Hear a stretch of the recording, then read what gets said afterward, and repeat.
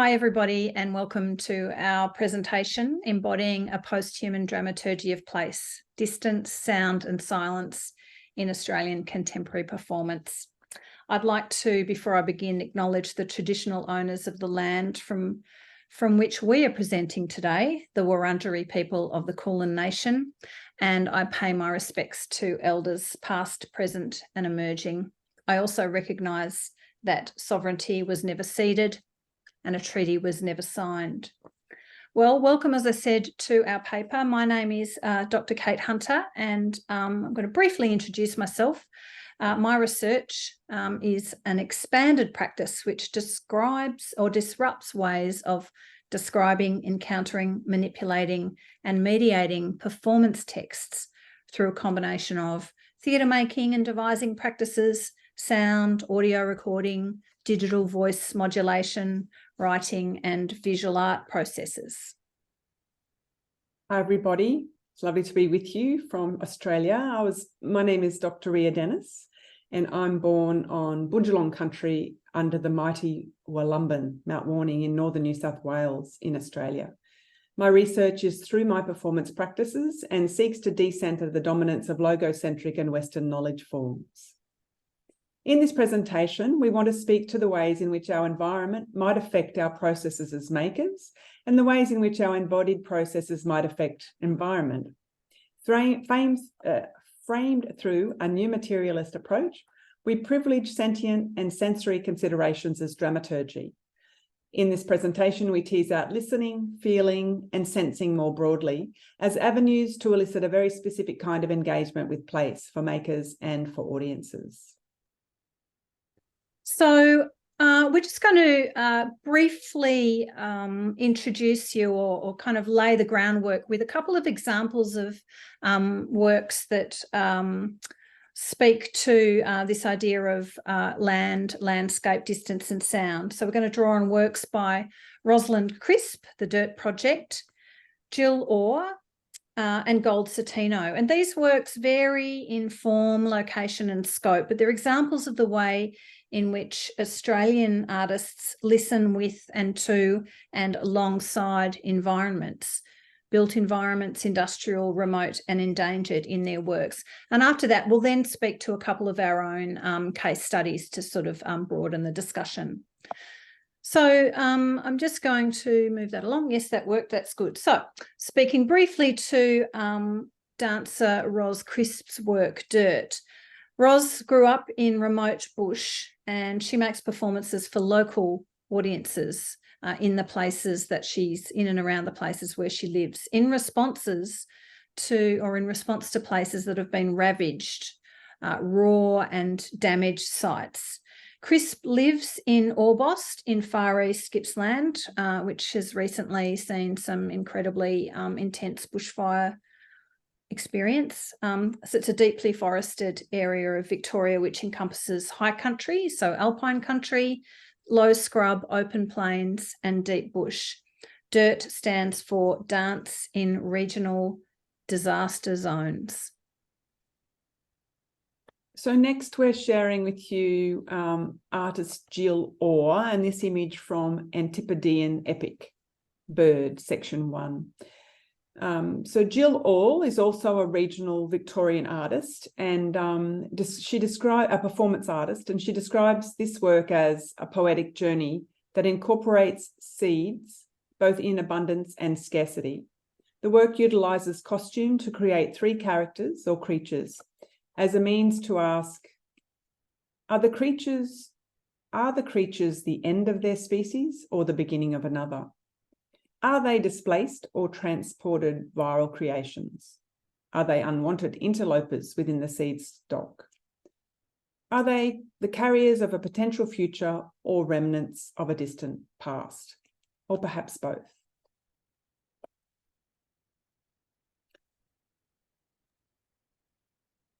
Gold Satino is a theatre company that works across a range of different sites, often urban industrial sites. This is a work from, I think, their 2017 show Seduction. This was a drive-by, drive-in performance described by them as a work of excruciating intimacy set in a landscape of bleak urban grandeur. For this work, audience members climbed into a small car and were driven through Melbourne's docklands, pausing at various locations along the way. Sometimes the small theatrical moments were accompanied by in-car audio. Often there was silence as we drove through the work. When performance is staged or presented in non-traditional theatre spaces, disused buildings, gallery foyers and outdoors, the makers must examine the potentiality of the meaning imbued by the material and historic dimensions of the place. This might start, as Trencheni suggests, with asking, where does the encounter between performance and spectator happen? Who is the audience and what is the space for the audience? The dramaturgical relationship between space and time transforms meaning in performance. Works staged or presented outdoors attend to space with the sensibility of dramaturgical concepts such as distance, expanse, scale, and so on. This aligns with geographer Yi-Fan Tun's proposition that a place achieves concrete reality when our experience of it is total, that is, through all the senses as well as with the reflective mind. This next section of the paper now considers a body of work that engenders engagement with the outdoors, with nature, where the performing body is conceived as nature. Troubling principles of biophilia, the works interrogate humanist assumptions through performative and participatory actions outdoors. They examine how sensory play, afforded by outdoor practices in nature, reveals the connectivity in non-discursive meaning, an interest scored into every cell of my being from a childhood lived outdoors. The first of these, Field Trip to the Future, performed on Wathaurong country and informed by an earlier work, In Our Backyard, sought to decenter the construct that performance is positioned within a space. Conducted across 5 sites, distinctive sites, it references a kind of nomadic wandering, where each performance engaged with the geological, material and cultural sediment of the site within a distinct post-human exploratory aesthetic. As you see here, the Lake Modawari trip. In a work that might be considered socially engaged, Field Trip to the Future disrupted the notion that human performers would lead and paid attention to the affordances of material agency of the boulders at the Yuyangs, the wetlands at Lake Modawari, and the rivers at Point Addis. Contemporary performance practice in collaboration with the natural world, it engaged in an intentional troubling of the human-centred and a challenge to, cite Salpert, our rational knowing as the controlling subject as the basis for the performing arts, where meaning is made through sensory and affective experiences. The next work, Feeling Nature, performed also on Wathaurong country, set inside an urban green space that was named for a local benefactor, looked at audience connectivity, explored through sensory experience and movement. Using the lens of biophilia to generate scores, participants were directed to move from one designated area to another. Within each designated area, they were instructed to focus on a predetermined activity through a single sense. While each activity offered some form of immersion, the transition from one designated area to another, the distance moved, whether the participant was moving west or east to west, south to north, or the reverse, uphill, around a cultivated garden bed, across a walking path, or diagonally. This work troubles the notion of a divide between the natural world and the social or cultural world, to cite Latour. Through a simple invitation to sense or feel nature, the aesthetic engendered kindness and care and shaped energy and attention toward the performance arising from the geologic and the natural environment. Sky, wind, rain, dirt, birds, bugs, seaweed, trees, mosquitoes, and more, revealing layers of connectivity among the nuances of human, non-human interplay, of how we interact, consider, respect, and behave on this country. Artists have long been attuned to nature and been drawn to create works in which their interconnectivity with nature or as nature can be experienced. Within the perspective and scale afforded by moving out of door, these works enact affective and kinesthetic knowledge and decenter culturally conserved thresholds to sense the self as nature. They honour our intrinsic beingness and our need for time that is not preordained as productive. Not time that is purposeless, rather activity that might discover its own meaning and where somatic and sensory experience in nature might be noticed. What relationship does this have to our intrinsic beingness? Within these works, I'm curious about what might enable others to engage in sensorial awakening and to access themselves as nature. The imperative not to reduce life to a series of fragmented, isolated fragments, but to open genuine encounters for audience, unexpected serendipitous interactions, fresh collaborations, activations of spaces, places, and sites, and a deep reach into what community might mean following the isolation and constraints brought on by COVID-19. Okay. Thanks, Ria. So I'm going to now speak to quite a different work, in fact, which is called Earshot. Billed as part live performance, part undercover surveillance operation, part operatic recital, Earshot was a verbatim theatre performance which used field recordings of eavesdropped conversations of complete strangers to create the performance text. This work resonated hugely with audiences because of its highly relatable content, that experience that everyone's had of overhearing a conversation that no one should be privy to, whether you're in the queue for the supermarket or you're on the train or you're on the bus and you're overhearing someone on their mobile phone. The musical flavour of this work was reflected through an orchestral mise-en-scène reminiscent of a classical musical recital with actors working from scores on music stands, moving from station to station, and a number of instruments in place. And you can see an example of one of those instruments there on your screen right now. The audience responded because of that by listening to the score as a piece of music rather than a theatre work. It was created and performed in Naarm or Melbourne, Australia, and it disrupted conventional verbatim theatre methods in its embodied and perceptive approaches to reflective listening and the positioning of the practitioner and the audience as engaged rather than impartial witnesses. The work employed a layered and poetic and multi-voiced approach to storytelling, with voice-activated text projection to make music from everyday speech. And it used props, objects, and various contraptions that were derived from or playful disruptions of listening devices, including tin cans, funnels, and long lengths of PVC piping. So making this work was an extension of Holger Schultz's discussion of the materiality of sonic practice to foreground listening as an entirely embodied experience in which the whole body becomes the object or percept that is perceived. Earshot manifested such an experience for both performer and audience.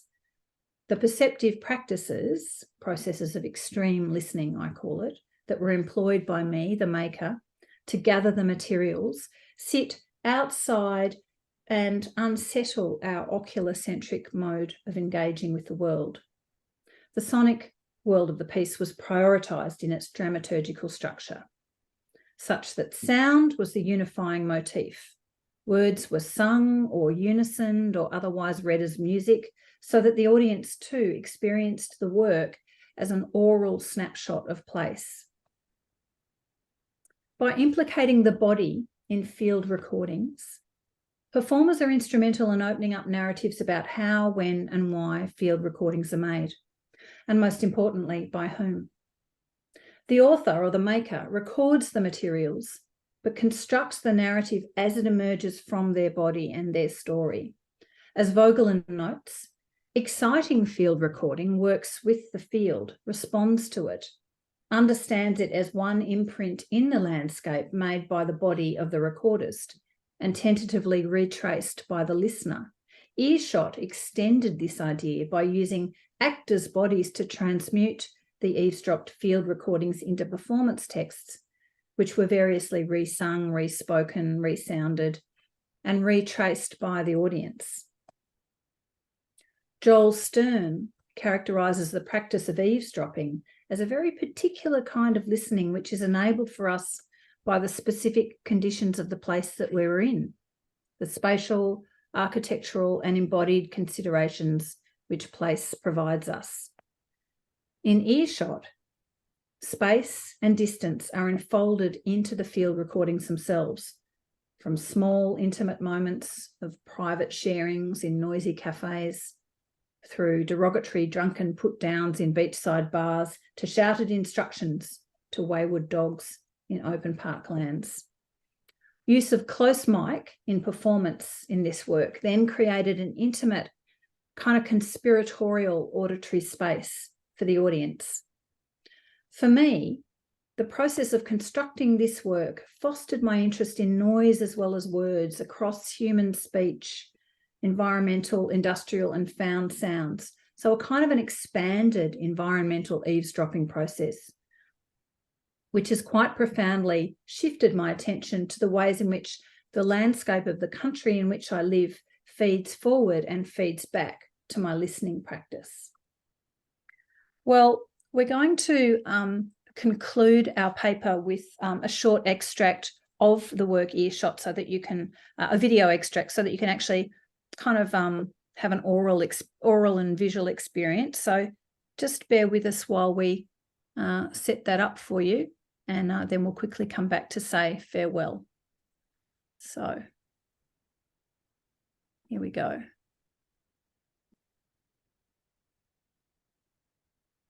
I want to go. Okay. Yeah.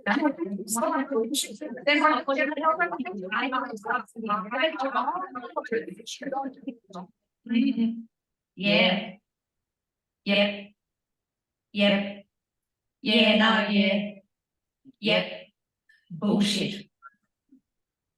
Well, this is it. This is it, isn't it? This is it. It is it. This is it. This is it. This is it. This is it. Well, this is it. Well, this is it. Is it? We have to be serious. Red nail polish. Slightly knobbly, arthritic knuckles. Oh, she's got eyebrow makeup on. Nice to put eyebrow makeup on before the Savo's meeting. Stop it. Her chair moving. Scrape her chair moving back. Box a dog outside. Licks its drops. Drool forms and then pull on the footpath. Also, she's rocking the strap, which I can't do because it makes me look like my mother. Stop. Her two thigh men gesticulate wildly. Bloody Mary Mills sops up egg with cream.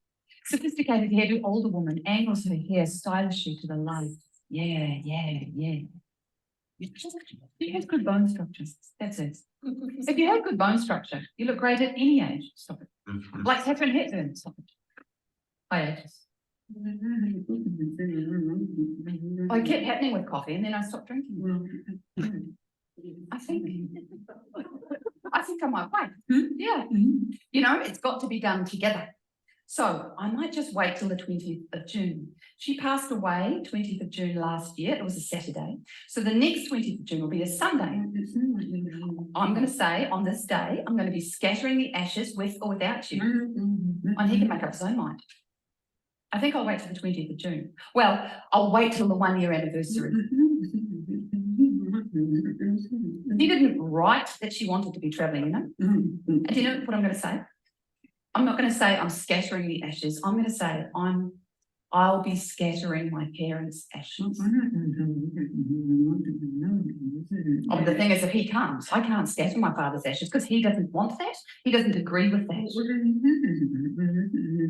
Because he and my father didn't get along. My father was cruel to him. He hit him a lot. Okay, so we might just leave that there.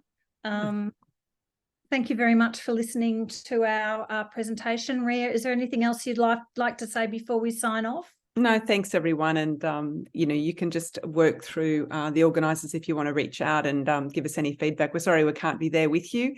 The time zone just really was working against us, and the World Cup's on in Australia, so we will be watching football probably. So, and yeah. we didn't actually decide this. This just happened, you know, symbiotically. So serendipitously, yeah. hopefully we'll see everyone in person next year, and have a great PSI. It's nearly over, I can see, but have a great PSI. Bye, everybody.